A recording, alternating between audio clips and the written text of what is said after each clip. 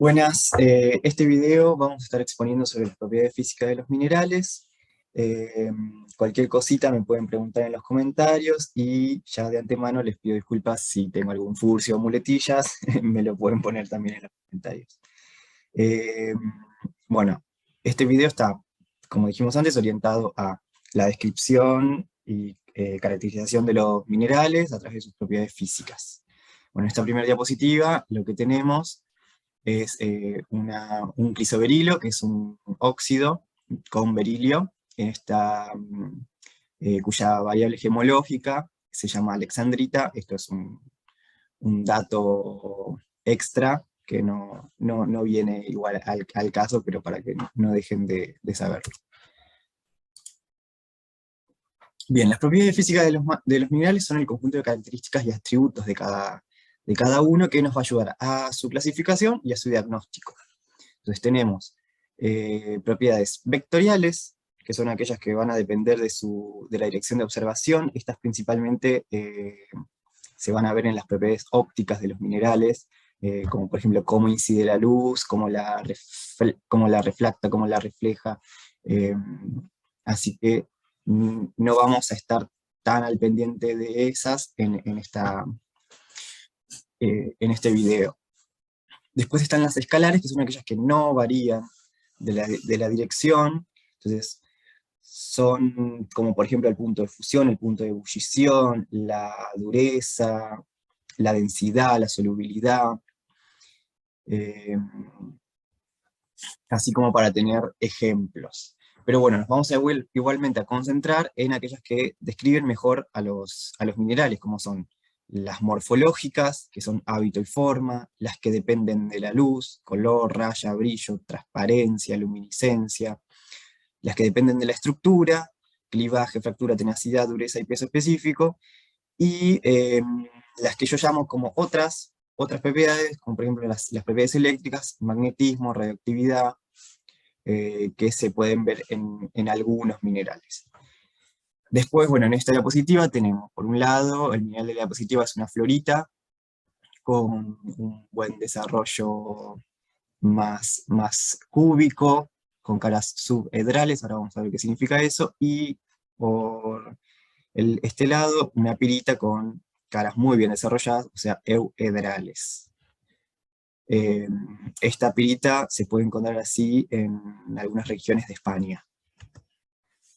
Bueno, empezamos de vuelta con las propiedades morfológicas, como mencionamos antes. Entonces vamos a tener los hábitos, que son cómo los individuos, o sea, cómo los cristales se van a desarrollar o a combinar de una manera particular. Entonces se va a observar una dirección dominante con el cual nos va a ayudar a describir. Entonces, un ejemplo, por ejemplo, si tenemos un cristal alargado, prismático, fino, podríamos decir, lo vamos a llamar acicular. Pero a su vez, eso como individuo, pero si lo analizamos como conjunto, podemos ver que todos salen de un mismo origen. Entonces, vamos a decir que es acicular radiado. Entonces, cuando analizamos el hábito, ahora vamos a ver más ejemplos, se analiza tanto como individuo como en conjunto.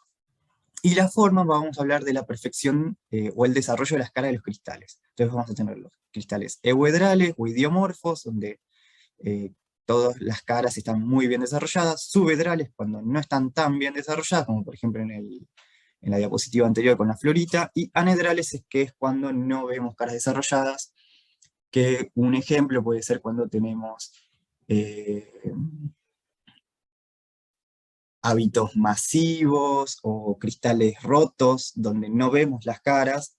Entonces, no estamos diciendo que no tiene un ordenamiento interno, porque sigue siendo un cristal, pero no vemos sus caras. El mineral de la diapositiva es un bismuto que naturalmente no cristaliza así. Esto se hace artificialmente, pero tiene esta particularidad de ir encerrándose en sí mismo, por decirlo de alguna forma, y generando esta iridiscencia.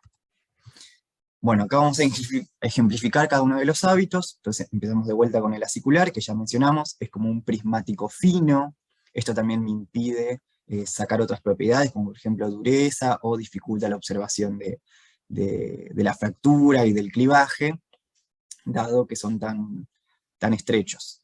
Estos mismos pueden estar relacionados a otros tipos de hábitos, como por ejemplo, este mismo, salen todos de un mismo origen, entonces también este es acicular radiado, ¿no?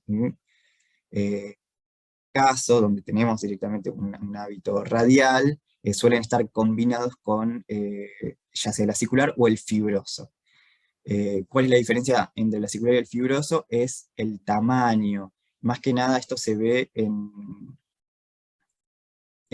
microscopio petrográfico, donde los minerales con hábito fibroso son muchos más finitos y están dispuestos como justamente fibras uno al lado de la otra. En cambio, en el acicular, en microscopio petrográfico, se ve más como un prisma.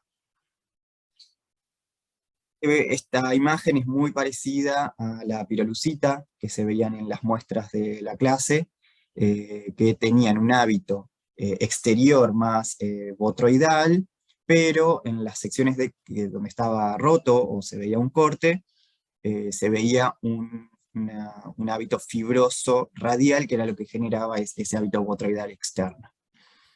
Después tenemos el hábito laminar u hojoso, que también se le suele decir micáceo, ya que es típico de las micas, de los filosilicatos,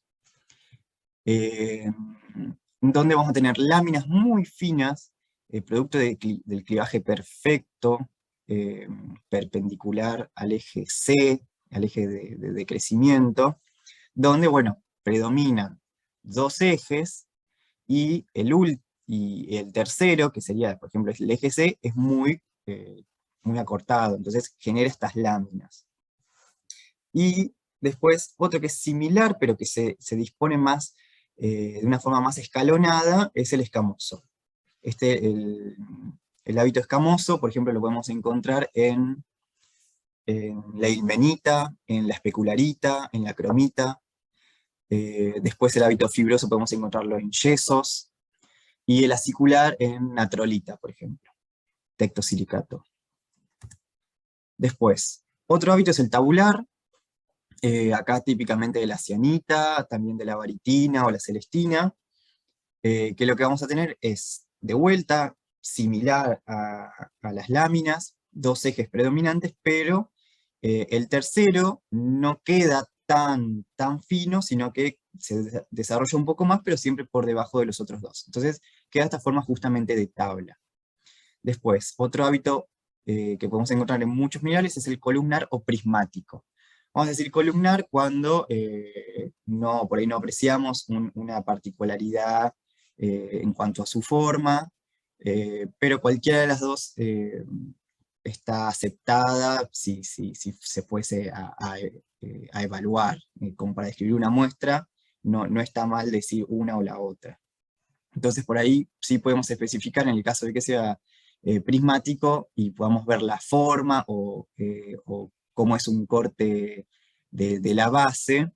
Si tiene, por ejemplo acá que tenemos una de las variedades de la turmalina, tiene una forma más trigonal, es bueno, prismático trigonal. Por ejemplo en el caso de la andalucita, que es más cuadrada, es prismática cuadrada, o en el caso del berilo, si se ve el hexágono, prismático hexagonal.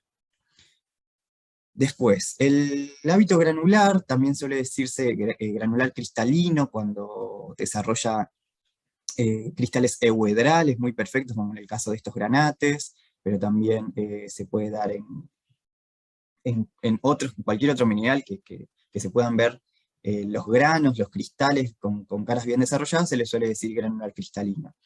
Pero también aquellos que tienen un punto similar a las arenitas, ¿no? A granitos de arena, también se le suele decir granular. Entonces acá lo que cuenta es que cada individuo sea equidimensional, que tenga más o menos las mismas dimensiones. Después está el hábito masivo, que acá nos vamos a concentrar en el mineral de abajo, donde no se ve un hábito particular, sino como más como una masa compacta, que también se puede ver esto en muchos minerales, que sobre todo los que estén rotos y que no hayan tenido espacio, tiempo suficiente para desarrollar un buen crecimiento. Eh, Acá un ejemplo de lo que hablábamos de forma, por ejemplo, el mineral de arriba, que no llego a distinguir bien cuál es, pero tiene caras más subhedrales, porque algunas están bien desarrolladas, pero otras no, a diferencia de estos granates que sí, tienen todas sus caras muy perfectas. Y otro hábito que vemos mucho es el terroso o pulgurulento. A veces por ahí terroso se le dice solo cuando tiene un aspecto justamente de tierra, y pulgurulento cuando es una fina capa que se desprende, no una costa, sino como que se puede desprender fácil, más, como lo dice su nombre, como un polvo. Entonces, en este ejemplo, estas manchas blancas es alteraciones de cerucita o anglesita en cercas de algunos minerales de plomo. Después tenemos los hábitos más globosos, más circulares, que suelen confundirse mucho, así que por eso los quise poner todos juntos. Tenemos los hábitos eh, globulares, que son individuos radiales, eh, lo cual lo va a diferenciar de los otros, que suelen estar más agregados, reniforme, botroidal y mamelonar. Entonces, bueno, empezando con el botroidal, tenemos este aspecto más de racimo de uvas, de ahí viene su nombre, donde son pequeñas esferas, subesferas, más juntas. En cambio, en el reniforme, suele estar dado también por hábitos radiados, donde se van superponiendo, donde tienen esta semejanza a riñones, y no veo tan claramente las esferas subesferas como en el botroidal.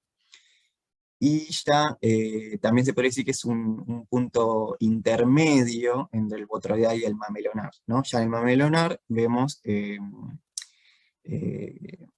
superficies más grandes, más también subesféricas, es como una versión agrandada del botroidal. También suele estar dado por crecimientos radiales de los cristales. Ahora, si cualquiera de estos, muchas veces por un corte, o en el caso, bueno, que se rompa, vamos a poder ver estos bandeados. Cuando hay crecimiento en capas de los minerales, y por ahí a veces hay impurezas que nos permiten verlas mejor, que nos hacen cambiar las coloraciones. Después vamos a ver hábitos particulares.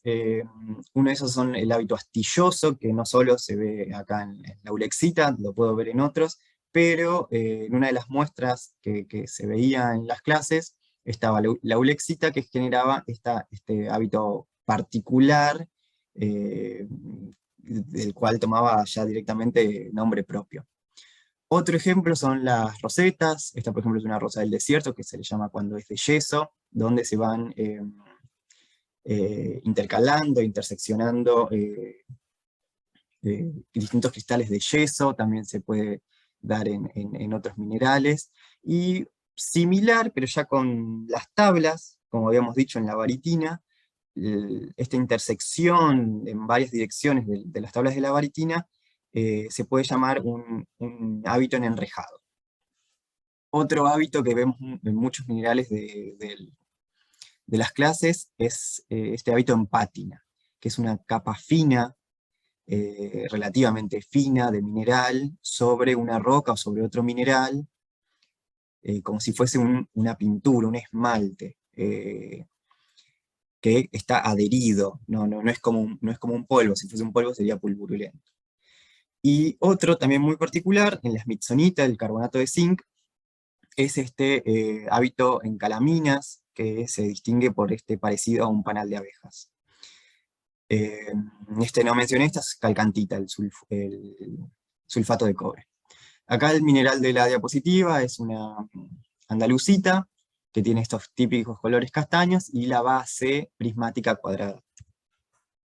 Bueno, ahora pasamos a las propiedades que dependen de la luz, ¿no? De cómo la luz incide sobre el mineral o sobre su polvo, cómo la atraviesa, ¿no? En sus distintas versiones. Entonces tenemos el color, que está dado por la absorción diferencial de la luz, y cómo la refleja según cómo está compuesto, los elementos que la componen, pero no es una propiedad que siempre nos va a dirigir hacia un diagnóstico, ya que no suele ser muy constante. Entonces por eso puse este ejemplo de una turmalina sandía, donde tenemos el exterior verde y el interior violeta, magenta, y además de un montón de variedades, como así la turmalina, el berilo, que suelen tener un montón de impurezas y por lo tanto distintos colores.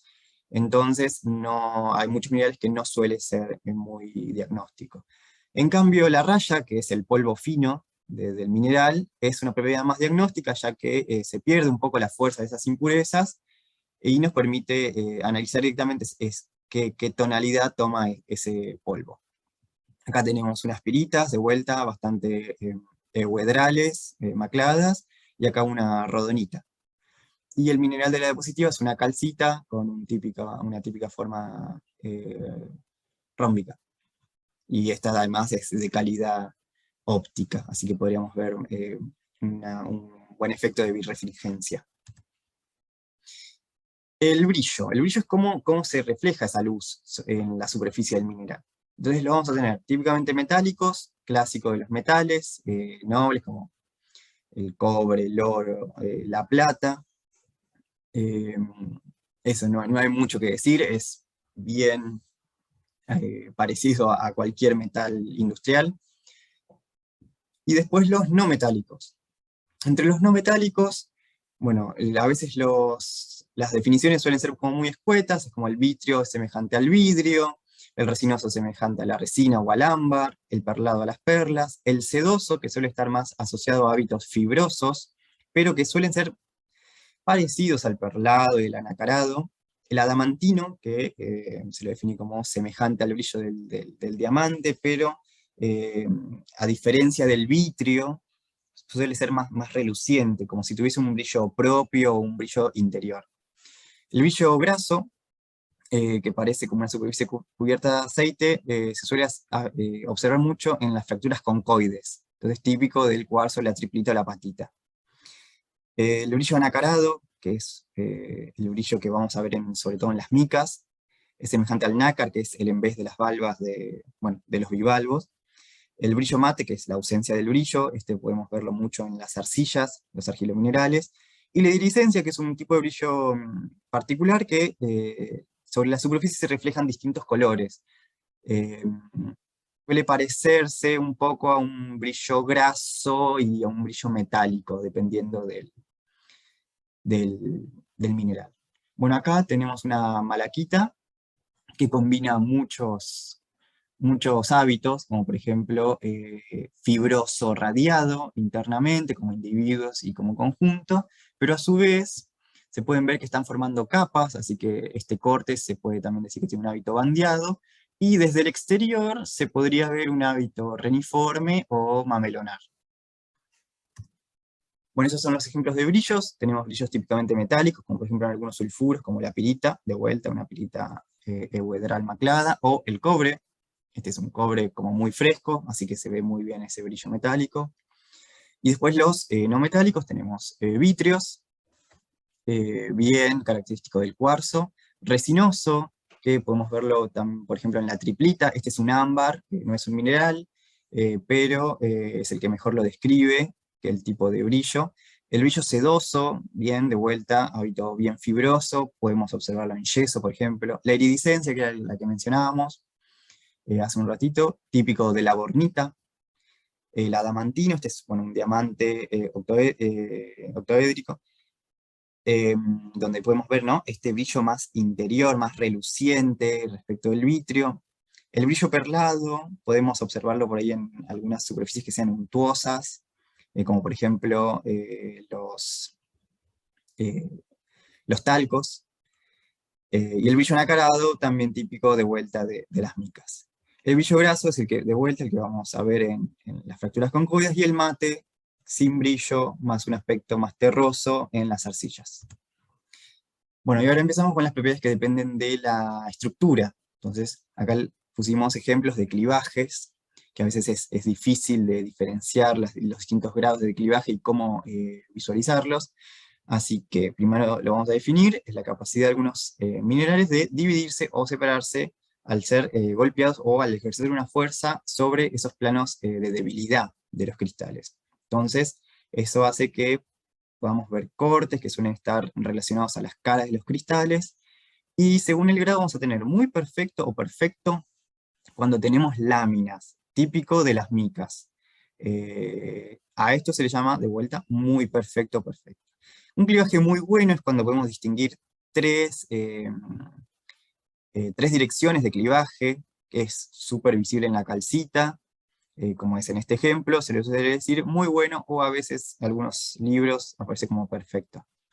Ya cuando vemos solo dos direcciones, como por ejemplo esta cara, dos direcciones de clivaje y una tercera no tan visible, aunque bueno, de este lado quizás sí se pueda ver un poco mejor, pero vamos a estar hablando de un buen clivaje, que vamos a encontrarlo típicamente en los feldespatos.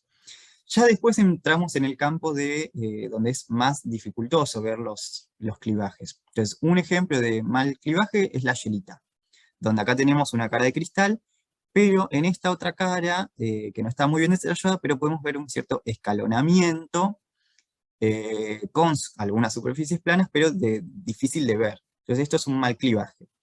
Y ya otro caso es que no observemos clivaje, como puede pasar en la pirita, pero sí vemos caras de, de los cristales. Entonces, en estos casos donde se dificulta bastante ver el clivaje, podría en mi descripción poner no visible o no se observa el clivaje.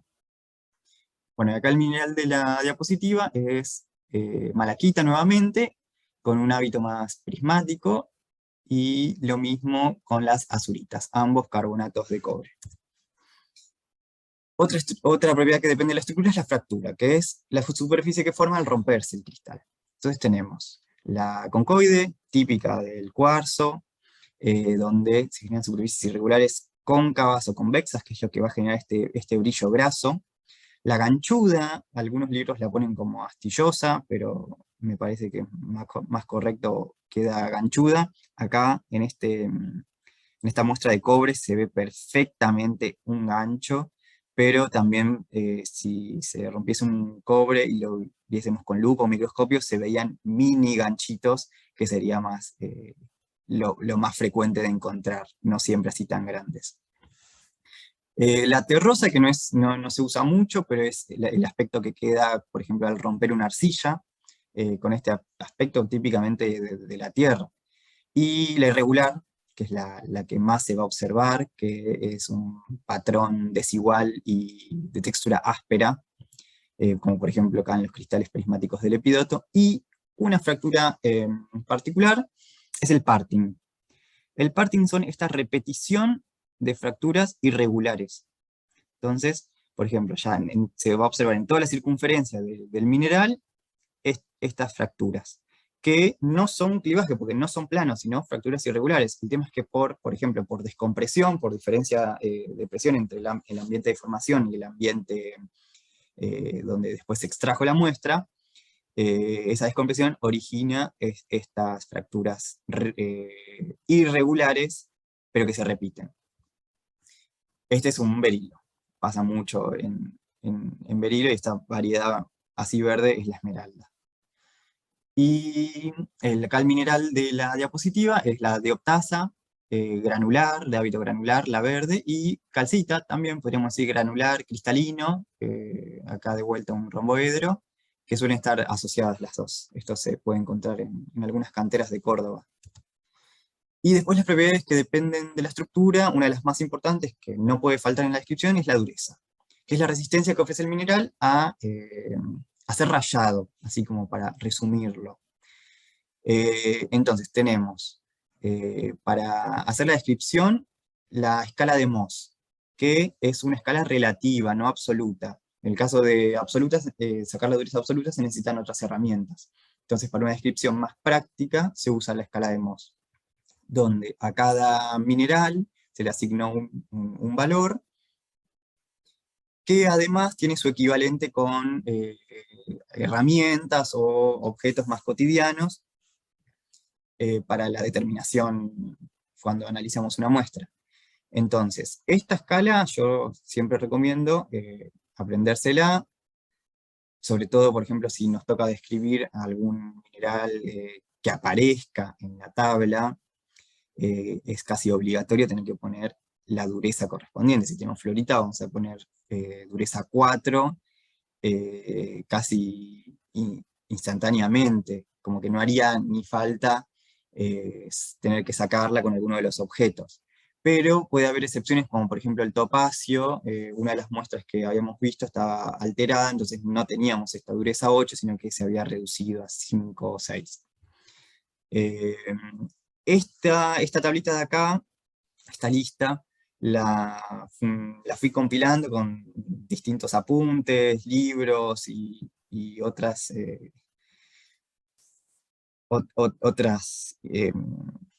fuentes de información que fui buscando, porque no siempre se coincide que a veces por ahí la navaja de cortaplumas dice que tiene un poco más que 4,5, lo mismo para el acero, que suele tener 6. El lápiz de dureza, hablamos de los lápices con puntas de vidia, ¿no? De carburo de tungsteno, pero sí queda fijo que el cobre es 3. El cobre es 3, la calcita es 3. Otra cosa que a veces pueden hacer es eh, pedir algún mineral, que ustedes, bueno, si se acuerdan que la fluorita es 4, pueden pedir un pedacito de fluorita, eh, y, eh, y intentar rayar con eso. Y ahí ya asegurarse una pureza más específica. Y si no, poner un rango. Por ejemplo, si no están seguros si está entre la dureza de la patita y de la florita, porque lo rayan con la navaja, pero el acero no lo raya, pero no están muy seguros, pueden poner un rango 4-5. Eh, bueno, y por último, acá el mineral de la diapositiva es de vuelta un diamante con forma de octaedro, con caras subhedrales, algunas bastante bien desarrolladas, otras no tanto. Y después tenemos la tenacidad, que es la resistencia del mineral a las rupturas, sí, de distintas formas, ya sea trituración, que se curve o que sea seccionado. Entonces vamos a tener los que son típicos de los metales, por ejemplo, que un metal sea maleable, es decir, que pueda aplanarse, o que sea dúctil, típico del cobre, que pueda formar hilos, ¿no? Como por ejemplo pasa con los cables de cobre. Después que sean frágiles, que va a ser la mayoría de los minerales, es que puedan ser triturados y ser reducidos a polvo. Y después un par que son bastante particulares y a veces diagnósticos, como es la sectibilidad, que es cuando pueden ser cortados por cuchillo. Un ejemplo es la calcosina, ¿no? Este sulfuro. Otro, por ejemplo, puede ser el grafito y la molibdenita, también otro sulfuro. El grafito no, es un elemento nativo. Eh, y después tenemos la flexibilidad y la elasticidad, que suelen estar a veces un poco estar de la mano, ya que la flexibilidad es la posibilidad de formarse o curvarse, y si puede volver a su estado original, es además elástico, como por ejemplo las láminas de micas, sobre todo la muscovita. Bueno, y acá el mineral de la diapositiva es una vanadinita, está dentro del grupo de los fosfatos, que tiene este hábito prismático corto, hexagonal, eh, y esto también se podría decir en realidad que es como un hábito también más granular, cristalino.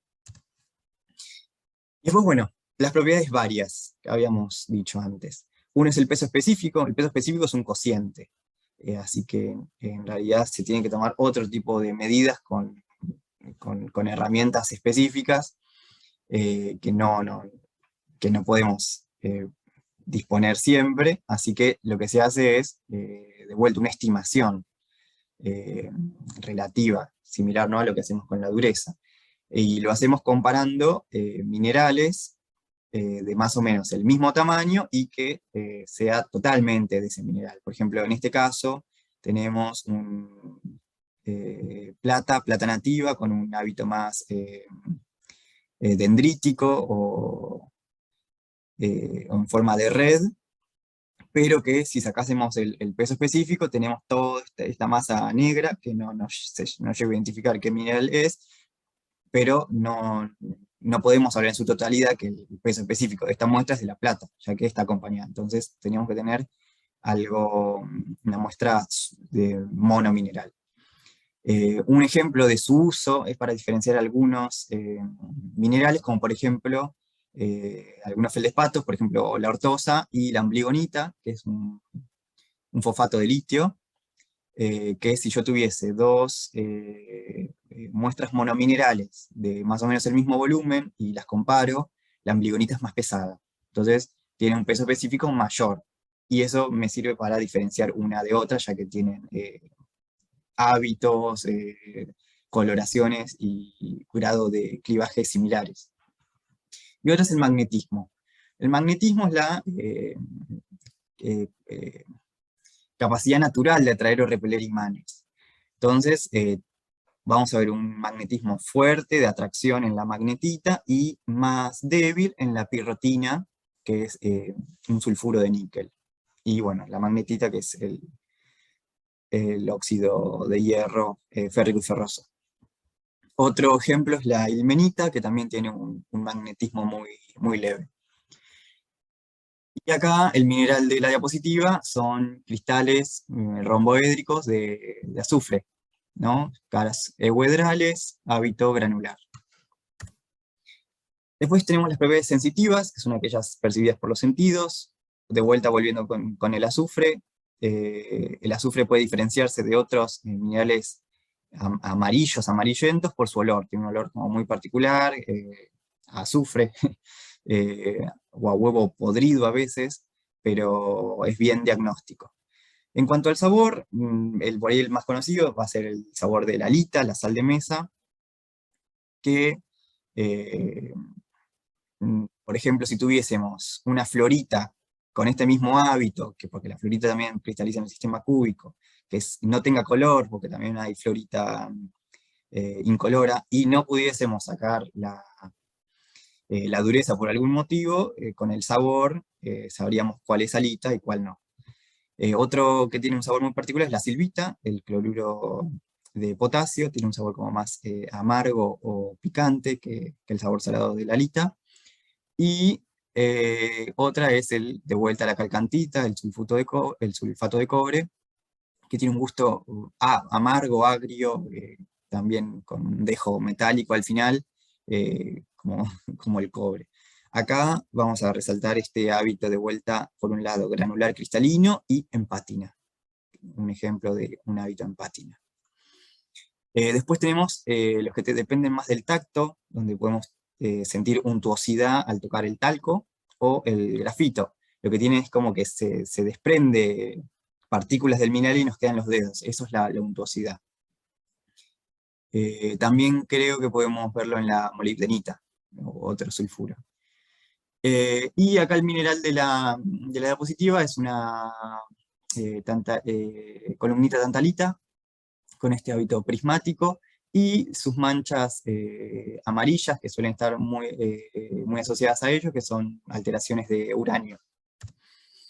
Y por último, tenemos un ejemplo de descripción de un mineral, donde yo les sugiero que si van a hacer en forma de listado, ¿no? Por ejemplo, color, 2 puntos, raya, 2 puntos, pueden seguir este orden. El orden no es algo técnico, sino es más una ayuda para no olvidarse de ninguna de las propiedades, o en forma de párrafo, que por ahí resulta un poco más completo, y también por ahí está bueno para practicarlo, ya que en las descripciones petrográficas, ¿no?, que se ven en petrología metamórfica o petrología ígnea, se usa más una descripción en forma de párrafo. Entonces podemos hablar de el mineral la muestra, es de tal color, de la raya también de tal color, y su brillo tanto. Y así, bueno, hasta finalizar, y pudiendo incluir las propiedades particulares, si se observan, por ejemplo, si tiene o no magnetismo, si está asociado a algún mineral, por ejemplo, si tenemos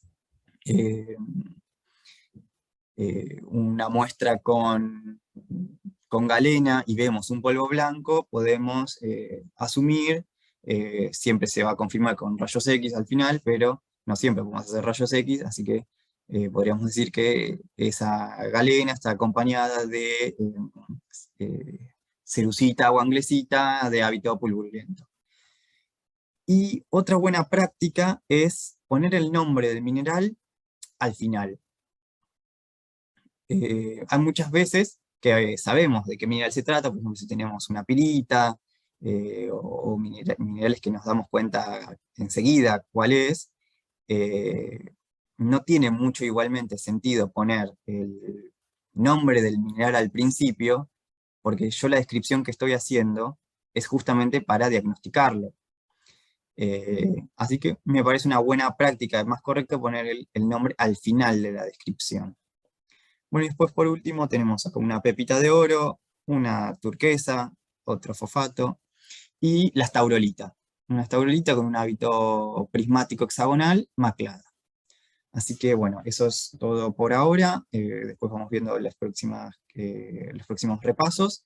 Y cualquier cosa me pueden escribir en los comentarios y vamos viendo sus dudas. Así que bueno, nos vemos la próxima.